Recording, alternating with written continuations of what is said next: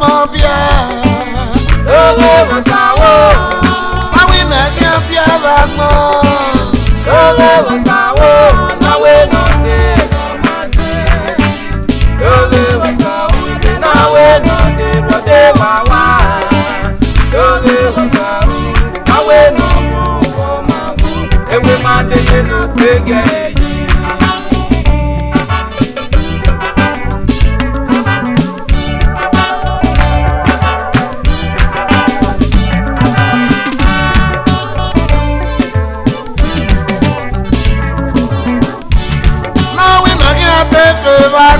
Oge wasawo Mawi na kia peo Oge wasawo Nawe nonde Romande Oge wasawo Ibe nawe nonde Rode wawa Oge wasawo Nawe nongo Romawu Ewe mande yenu pege eyi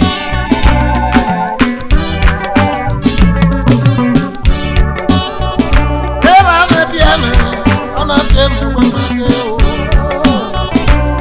Ewe mande Ewe mateo Eke nute mama yi Megbera wane o Eke nute mama yi Igbera wane Itayo yi Eyira etayo da o Nawe no gugu mamye Oma gure na ku Ebe nawe no deru mamye Ode wawane Nawe no gugu oma gugu Ewe mate yendo kweke yi Nawe megade Oge wasawo Nawe mekia mabako gele gele Oge wasawo Nawe nonde Romande Oge wasawo Ibe nawe nonde Rode wawa Oge wasawo Nawe nongo Romawu Ewe mande yenu pege eyi Ade unaga weni Osanaga eruwe o Uyage kirukete Uwano Owa magba magele gele O erisadi o Owa mudianu enena Wega soe o Ugele Mweperi oto Osana mudianu Itegbe muhima Ayima oye Itegbe muhima o Ayima dadi o Osi ọma akeyeke Ye no puye Mama ni o Osi ọma akeyeke Kote no puye Mama ni o Wẹ́rẹ́ mọ̀ ẹ̀kọ́ wárí ọ̀tá náà Sana mudianu we o Emi na agbori o Oluga mi na mo Àwọn ọmọ kò kọ̀ pé náà mi na mo Pé sẹ́dọ̀rọ̀ o Ọ̀pọ̀lọpọ̀ mudianu we náà ni a Ara àdúrátá o Àwọn ọmọ kò kọ̀ pé náà mi na mo Pé sẹ́dọ̀rọ̀ o Báwí màgàdé Oge wasawo Báwẹ́ ni màá wù Oge wasawo Nawe nonde Romande Oge wasawo Ibe nawe nonde Rode wawa Oge wasawo Nawe nongo Romawu Ewe mande yenu pege eyi Elele o Ebrati mẹ́nu yóò ta mẹ́ o Elele o Ebrati mẹ́nu yóò ta mẹ́ Nawe nọ̀wọ́ Ọmọ ariwo ọmọ ayẹ̀wẹ̀ o Nawe nọ̀dé ọmọdé o Nàgbọ̀nà o Elelu mú agbọ̀n Osamu jẹnu báyìí náà o Elelu mú agbọ̀n Osamu jẹnu ẹnẹ Ebe nawe nọ̀dé rùkọ̀dé wàwà Ihe mmadụ ga-ewusa o Nawe nọ̀wọ́ ọmọwọ́ Ewe mmadụ yẹn okpe jẹ eyi Otu nawe ni mmadụ Oge wasawo Waige Oge wasawo Nawe nonde Romande Oge wasawo Ibe nawe nonde Rode wawa Oge wasawo Nawe nongo Romawu Ewe mande yenu pege eyi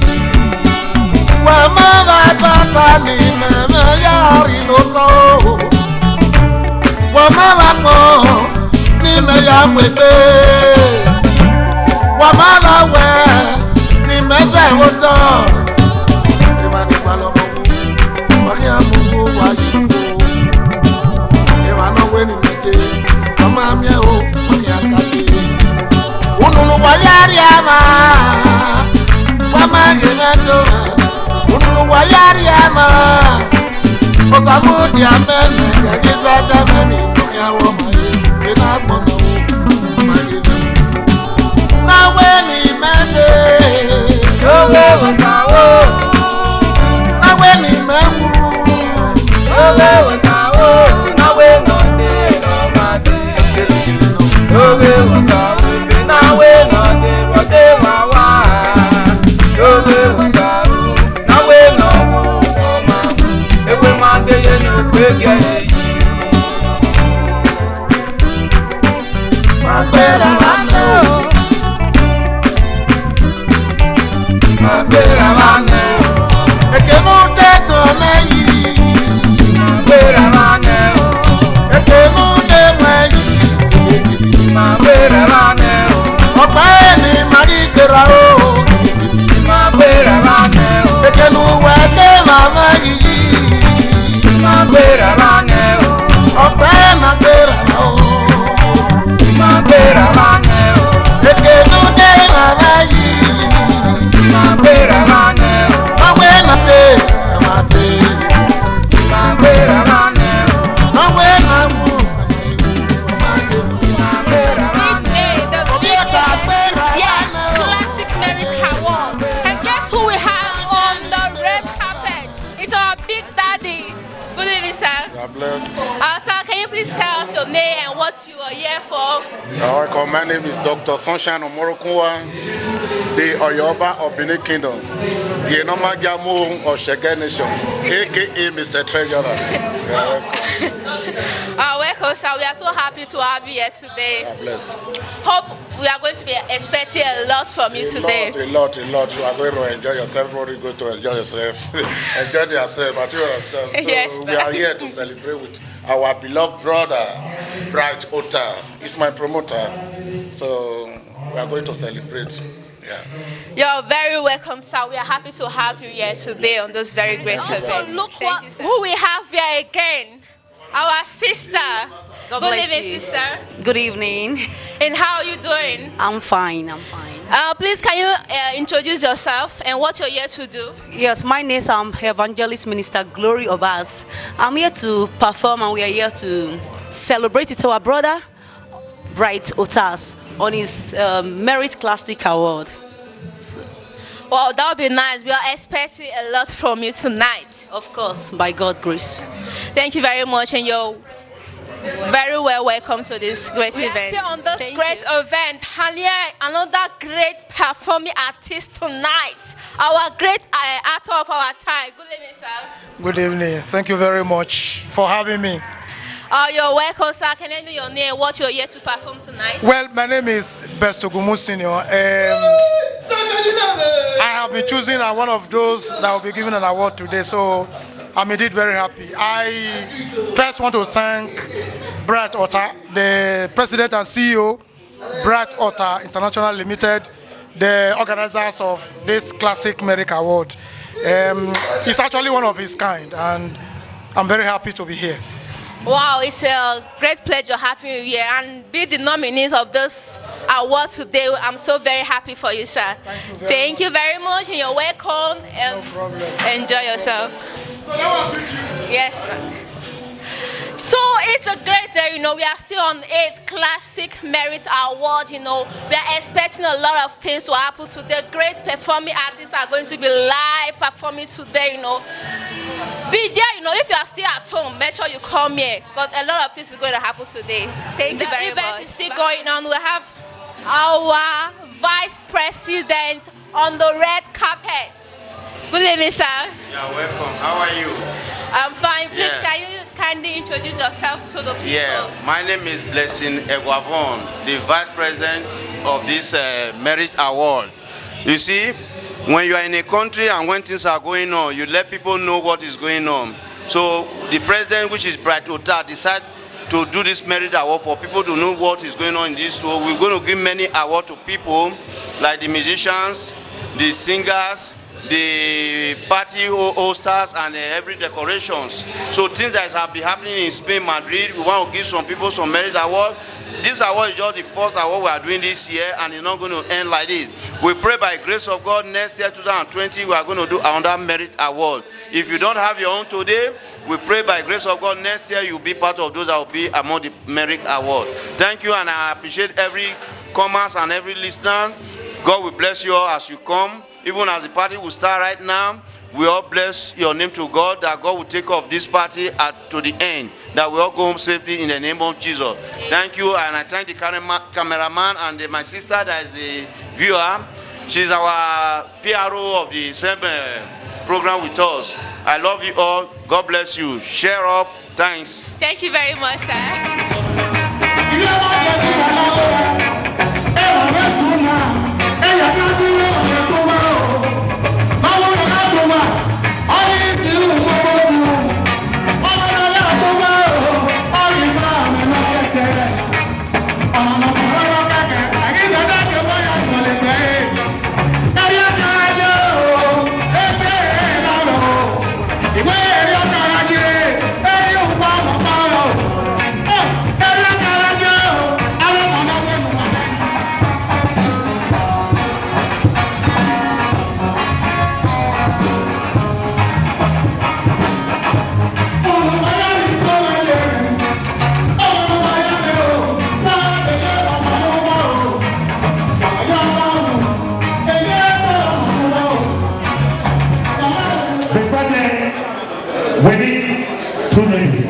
Please, before we start the awards, everybody, we'll be very glad to welcome two young ladies. If they are virgins, then we appreciate them to be by Almighty. Shake back your legs. Father, Holy Ghost, you're blessed.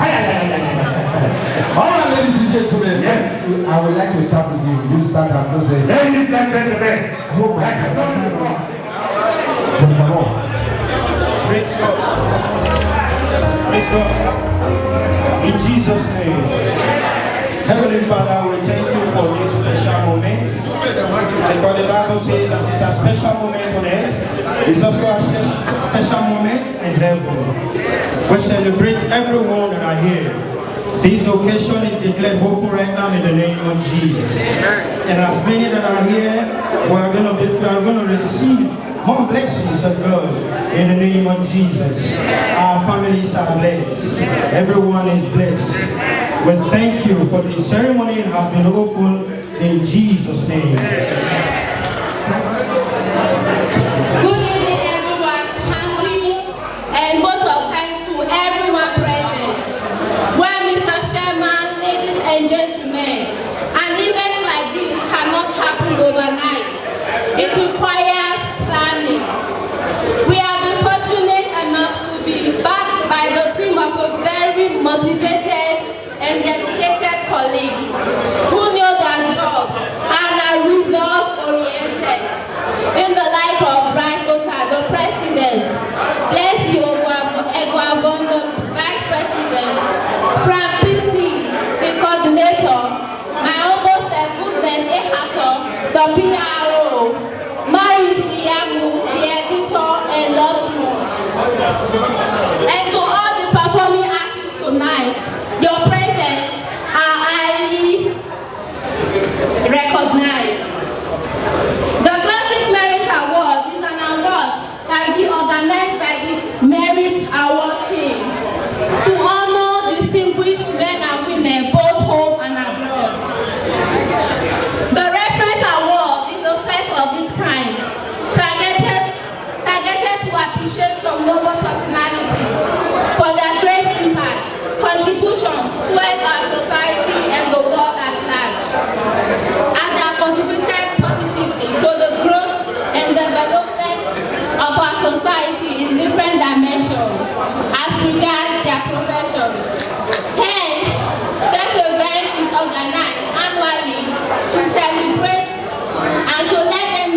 are highly recognized and how important they are to the society and the world at large. Once again, we celebrate you all.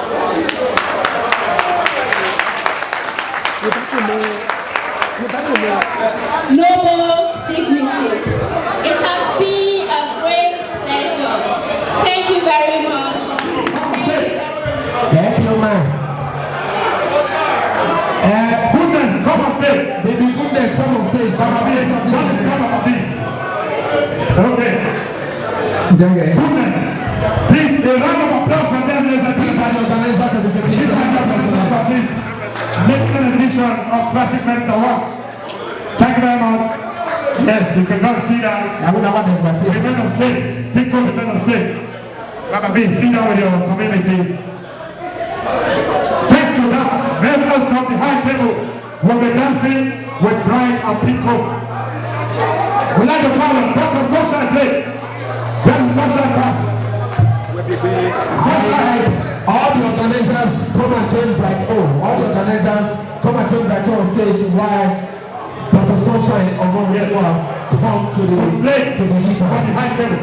Don't forget. And I think you are the best in this community. Dr. Sunshine, God bless you. The music, please.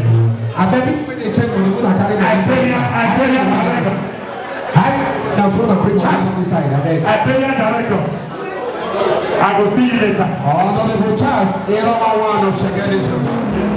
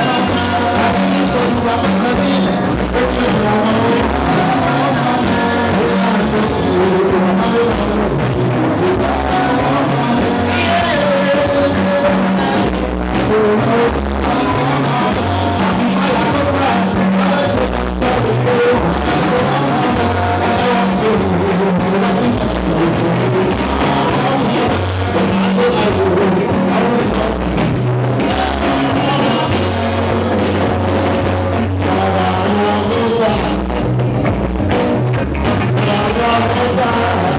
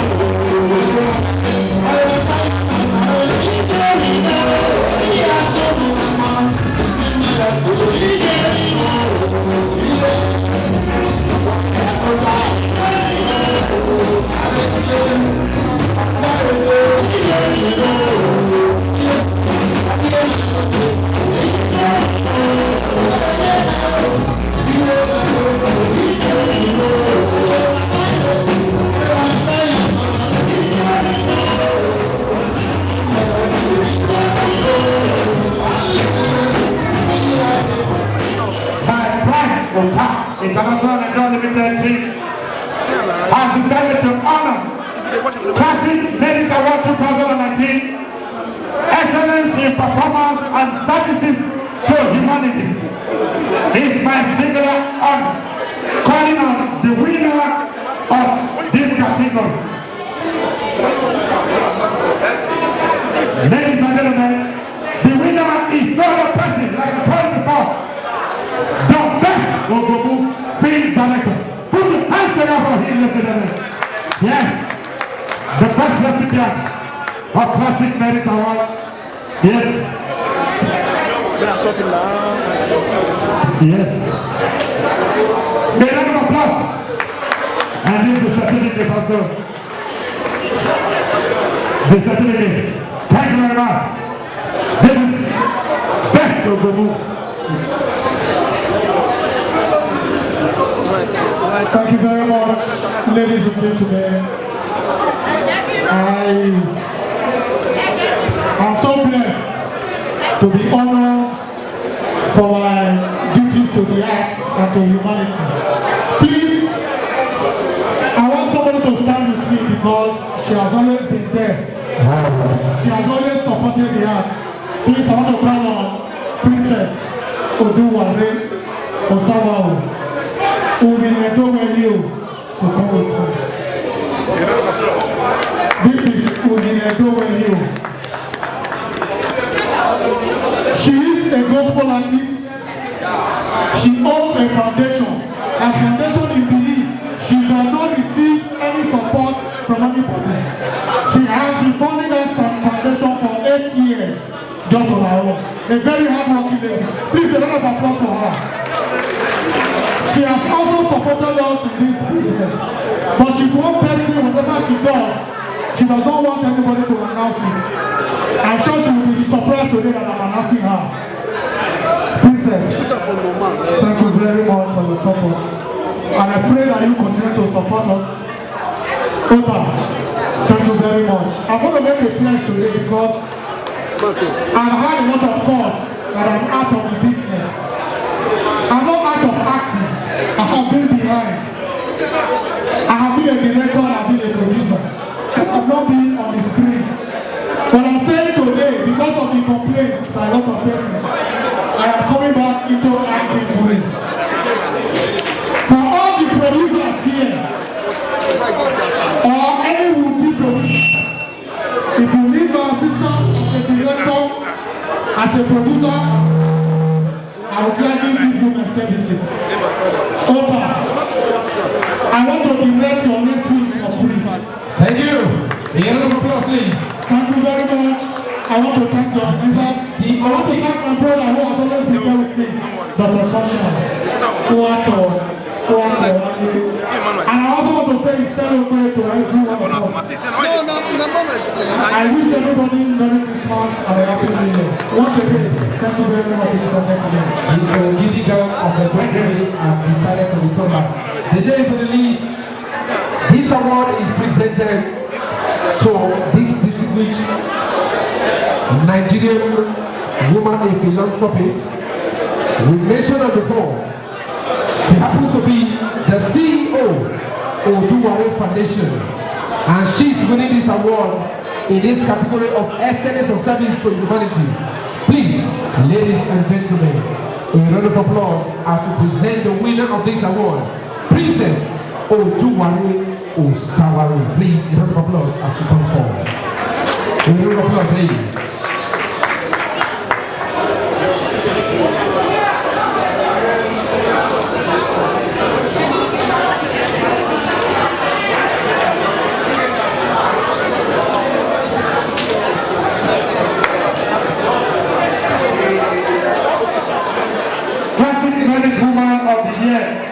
In excellent services to humanity is my senior honor, recognizing to win this award, Princess Josephine Obosimo, and her representative is here. A round of applause for her, ladies and gentlemen. Yes, you go in front of the chairperson of the organization. Yes. A round of applause. Princess Josephine Obosimo. Yes, thank you very much. Next to us, Sunshine, please get ready. Cynthia and friends, if you know you're afraid to Cynthia, to us. And please, Cynthia, you're too much. God bless you. You are going to heaven already. This one they go heaven. This one they go heaven. And you don't need heaven. Cynthia, you are too much. You are too much. Such a music, Cynthia and friends.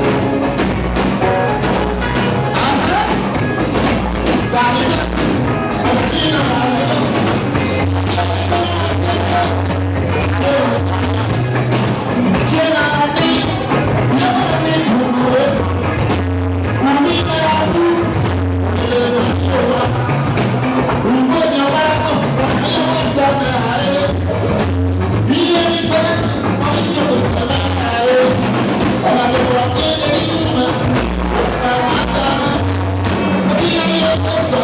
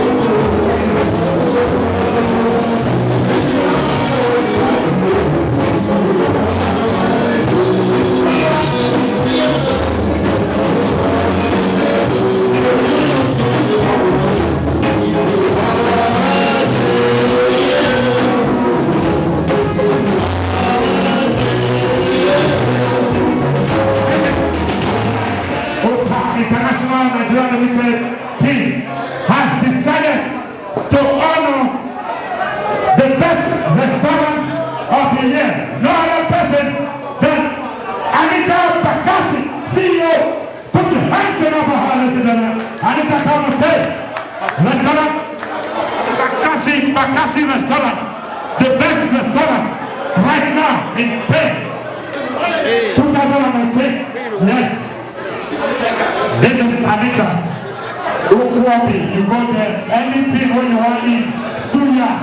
He get mama when they slice the suya for them. Yes. And the certificate of merit. Yes, thank you very much. One more time, the round of applause for her, ladies and gentlemen. Yes. You see people want this prayer, the best restaurant. If you don't want it for us, now that place. Anita one in Madrid. Any food one on one top. Egusi, okporo, okro, ewedu. A round of applause, please. A round of applause. You don't know. All of them day. Thank you very much. Thank you very much. Yes, President. That guy in the middle stage. In the 2019 Classic Merit Award for the Justice of Peace goes to the CEO and the Managing Director, Ferregian Group of Companies. Ladies and gentlemen, please, Festus Osebidi. It's not easy. Yes, Justice of Peace. Yes, 2019. Thank you very much. The certificate. The certificate, sir. The certificate, sir.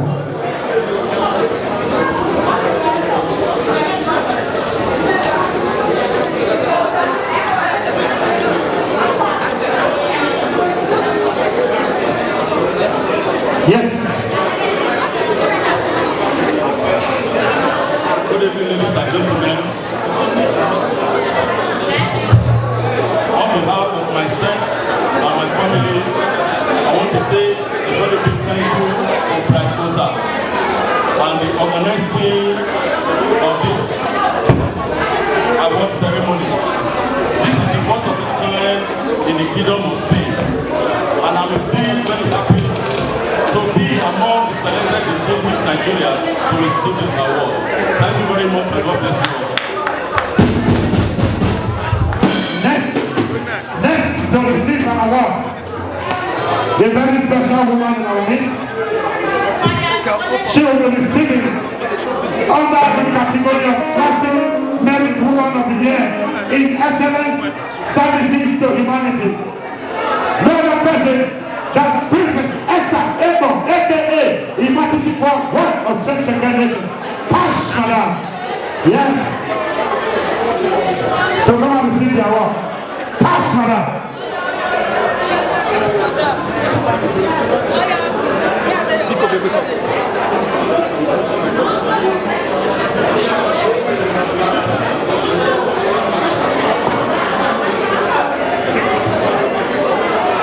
Sunshine, please get ready. The victors, Alaji, yes. We have two Alajis there. They said they want to dance with Anita and now equally dance with the celebrant.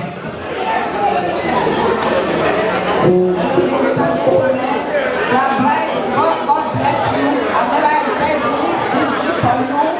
There are a lot of people here, but because I cannot appreciate you. May God bless you. In Jesus' name I pray. Thank you very much. Yes. Sasha, please. The victors.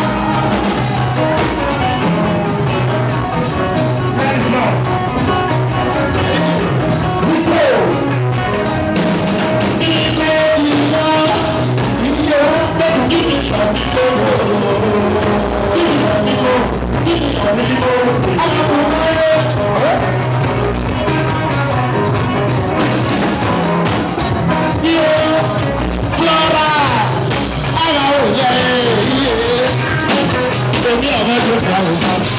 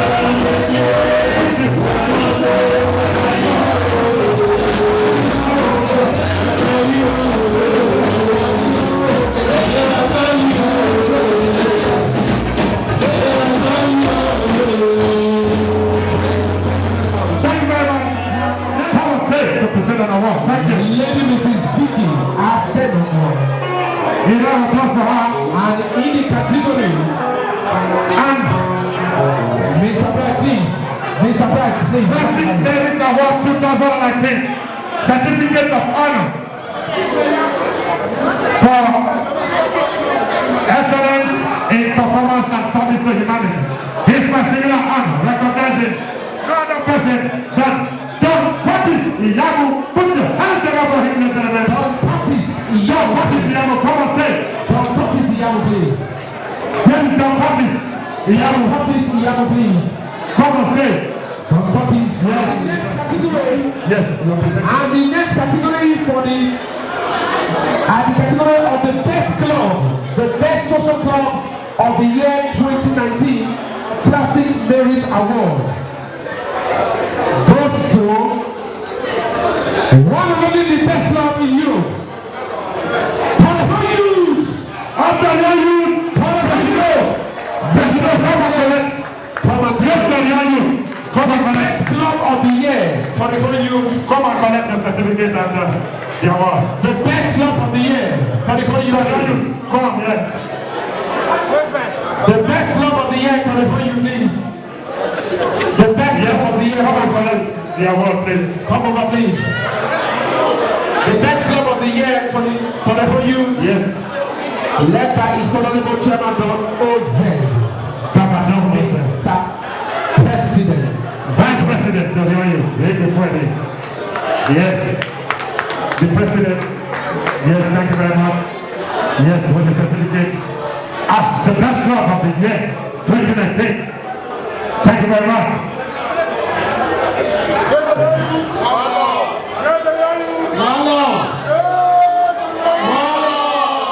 Nice one, nice one. Thank you. And the next category, the Women of the Year. The Woman of the Year Service to Humanity goes to no other person than Mama Mebe Ojo, to be represented by the President, Nigerian Women Association, yes. Lady Mrs. Eson. Yes, please. The Best Woman of the Year Award. Yes. No other person than Mrs. Madam Mebe Ojo, represented by Nigerian Women Association President. Lady certificate. Eson. God bless you. And the certificate. Yes, thank you very much. Yes. And in the next category, a Justice of Peace and the Merit Award to the best club in the world.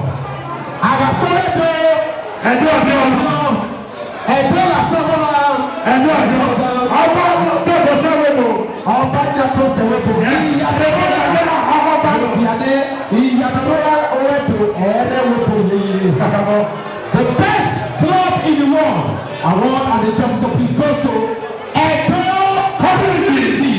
Round of applause. Yes.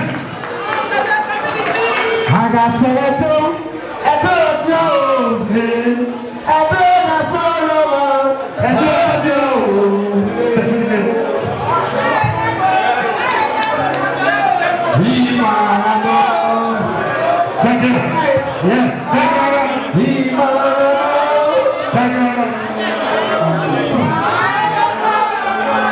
Thank you.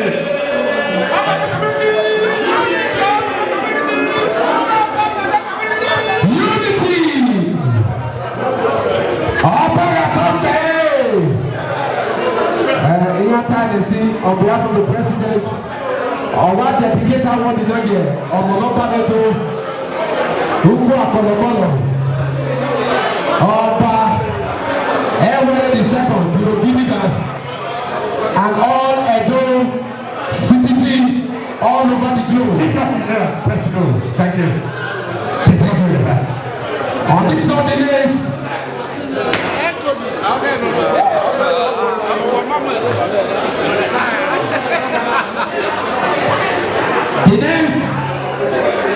the next award in the category of the most elegant club and non-presented club of the year.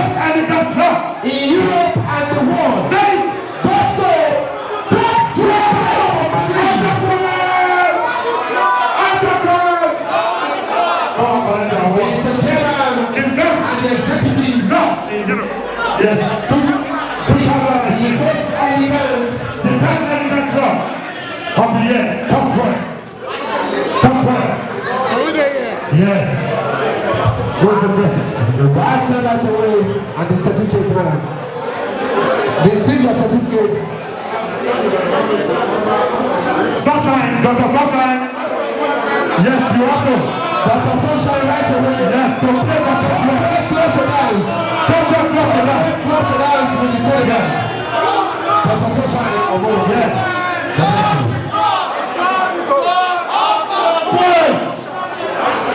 Yes, top 12 to dance with the celebrant.